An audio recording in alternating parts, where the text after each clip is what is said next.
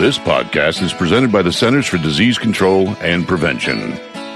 Welcome to Shift into Better Health, the National Diabetes Prevention Program's podcast series for lifestyle change program enrollees. For folks who want to improve their health, have more energy, and prevent type 2 diabetes, heart disease, and stroke. The Lifestyle Change Program is proven to work. I'm your host, Captain Jack, radio personality and former professional truck driver. Each episode in this series is led by drivers for drivers and will cover a topic from the National Diabetes Prevention Program's Lifestyle Change Program. We'll talk about how to tackle challenges professional drivers face so you'll arrive at your destination a healthier you, faster and easier. Last time we talked about how to make healthy choices when dining out at restaurants and on the road. Today, we're going to focus on managing food cravings as a way to take care of your health and prevent type 2 diabetes. I recently sat down with two guests to talk about it. Nori Ellis is a professional health coach with a background in wellness and lifestyle management. She's written numerous articles sharing tips to help drivers improve their health. Also joining me is my buddy Glenn Keller. He's an owner-operator with nearly 30 years behind the wheel, and he lost 35 pounds after signing up for the Lifestyle Change Program. Now, everyone experiences food cravings from time to time, and then usually we crave foods that are not so healthy for us, like those high in sugar, carbohydrates, fat, and salt.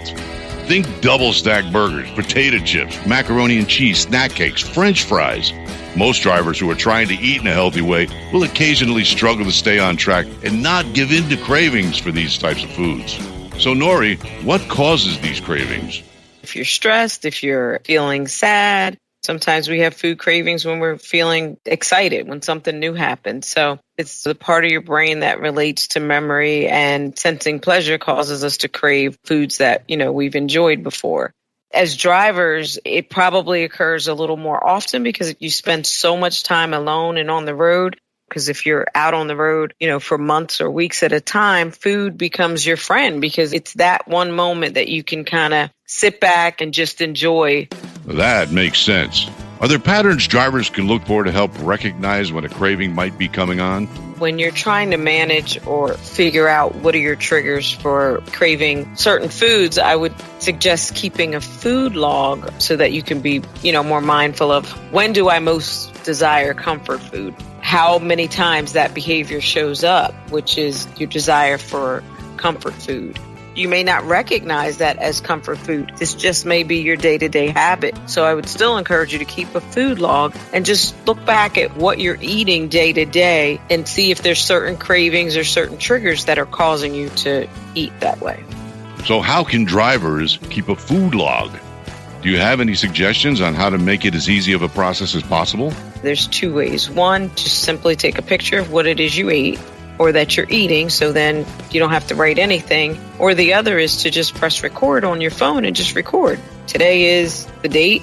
I had for breakfast, a bowl of oatmeal, a banana, and a glass of orange juice and a cup of coffee. Next time you have your next meal, do the same thing, and then you can keep your food log that way. But I think taking the picture is best because not only is it logged as what you ate, you get to look back at it. And sometimes when we can see what we did, we're less likely to repeat the behavior again. And sometimes you don't even want to take a picture of that again because of how you felt after you ate it. I love that. Might have to try that out myself. How important is it for truckers to switch up their meals as a way of fighting cravings? I think that it's pretty important that you change up your eating habits from time to time just so that your body doesn't become addicted to a certain type of food. So sometimes you can be addicted to carbohydrates and not realize it.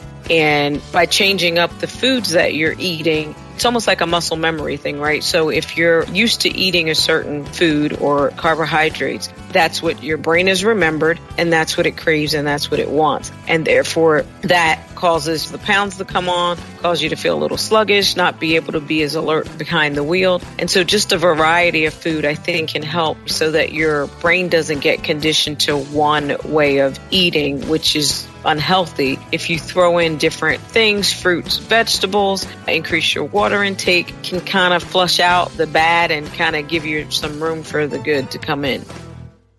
So while we're on the topic of switching things up, What are some healthier alternatives drivers can reach for when they're craving something with a lot of salt or fat?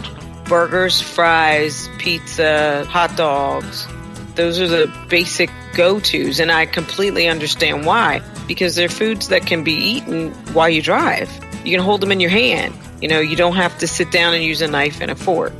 And so if drivers could be more mindful of getting maybe a veggie burger, and now, we have an opportunity to have veggie burgers that actually taste like burgers. Those are other options that drivers can resort to now, opposed to just, the previous regular beef patty grilled on the grill that's, full of oil. So I totally understand why, if you can get maybe sweet potato fries opposed to French fries. There's zucchini fries that sometimes you can get. So there's some things that you can alternate, shift out for the greasy burgers and fries. Thanks for sharing, Nori. Now I want to hear from some of my fellow drivers. First up, my good buddy Glenn Keller. So, Glenn, how do you manage your cravings? I think what helped me was cutting back. My craving at one point was fried chicken, and whenever I would go to the chicken place, it would be no less than 9 pieces. And actually, I think it was a setup, because if you got a regular 4-piece order, you might pay $8, $9 for it. Then all of a sudden, they'll say 8 pieces for $9.99. I'm like, for another $1, I can get 4 more pieces of chicken. And what I ultimately had to end up doing was just go in and get a 3-piece instead of a 9-piece, or sometimes it would be a special for a 12-piece or something. So I just end up making it up in my mind that, okay, I can still enjoy it, but I'm going to have to enjoy smaller portions. Thanks for sharing that, Glenn. As always, moderation is key. Next, we're going to be hearing from John, a professional driver who preps healthy meals to avoid giving into cravings at the terminal. I cut out sodas and a lot of fast food. I can cook on my truck. Just stuff like that. So I can, 1, save money, and 2, eat healthier. Thanks, John. Next, we're going to be hearing from Brent, a professional driver who enjoys listening to podcasts. He has a simple strategy for not acting on cravings. I avoid the truck stops, period, unless I have to get fuel or take a shower. That's the biggest thing that helps me. Because I try to plan out my meals and stuff like that, we buy our beef from a local farmer. Same with our chicken and our pork. So, it's all grass-fed or organic and stuff like that. We grow a lot of our own vegetables and fruits. Interesting. Thanks so much for sharing, Brent. Well, that's all for today. I'd like to thank Nori and Glenn for joining us and sharing their tips and experiences, and the drivers who shared their stories as well. Next time, we'll focus on problem solving. In the meantime, try starting your food log. All you need to keep yourself accountable is your phone's camera. Remember that America needs you healthy. Your family needs you healthy. You need to be healthy to continue living this trucking life. We're on this journey together, every mile of the way. For the most accurate health information, visit cdc.gov or call 1-800-CDC-INFO.